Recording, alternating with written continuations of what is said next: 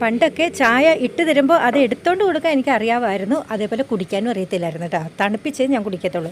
ഇപ്പം നീണ്ട ചായക്കടയിൽ വന്ന് നീണ്ട ചായ അടിക്കാനും ഞാൻ പഠിച്ചു. ഓരോ ജീവിത സാഹചര്യങ്ങൾ നമ്മളെ പഠിപ്പിക്കും കേട്ടോ. എനിക്ക് ഭയങ്കര ഇഷ്ടമാണ് ഇങ്ങനെ കടയിൽ വന്നിരിക്കാൻ, വായി നോക്കിക്കൊണ്ടിരിക്കാൻ കേട്ടോ. ഡ്രസ്സുകളൊക്കെ കൂടുതലും ഡ്രസ്സുകളാണ് ഞാൻ നോക്കാറ് പതിവ് കേട്ടോ.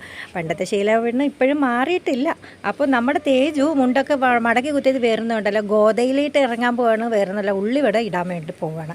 അതിന് അവൻ തന്നെ എല്ലാം ചെയ്തു കേട്ടോ. ഉള്ളി അതുകൊണ്ട് അതിനാവശ്യമുള്ള സാധനങ്ങളൊക്കെ ചേർത്ത് വേണ്ട പടപടപടാന്ന് പറഞ്ഞ് ഉള്ളിവട ഇടുകയാണ്.